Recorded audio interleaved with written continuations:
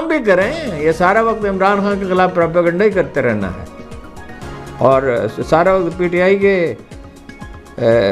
वो उसको कुचलने पे लगे रहेंगे, जिसको आप कुचल सकते ही नहीं हैं। जो मर्जी आप कर ले, नहीं कर सकते। जब लोगों ने फैसला कर लिया, 8 फरवरी को इतनी दहशत आपने पैदा कर दी थी, निशान छीन लिया था, तो लोगों ने वोट डाले ना, 2/3 उनकी अक्सरियत उन्होंने हासिल की ना। आपको नवाज शरीफ को और शहबाज शरीफ को और हमजा को और मरियम को जिताने के लिए क्या क्या पापड़ बेलने पड़े, और वो भी अब ख़तरे में है। अगर अदालतें डट जाएं, तो इंसाफ करने का तैयार कर लें, तो ये हुकूमत कहाँ कायम रहेगी। इस्लामाबाद के 3 हल्के जी खुल गए। अगर उसके नतायज जो है वो मुस्तरद कर दिए, जिनको कामयाब करार दे दिया गया है, ये साबित हो गया कि उन्होंने धांधली की है, तो पूरे मुल्क के इलेक्शन कानूनी तौर पर मुतनाज़ा हो जाएंगे और हुकूमत का बाकी रहना मुश्किल हो जाएगा।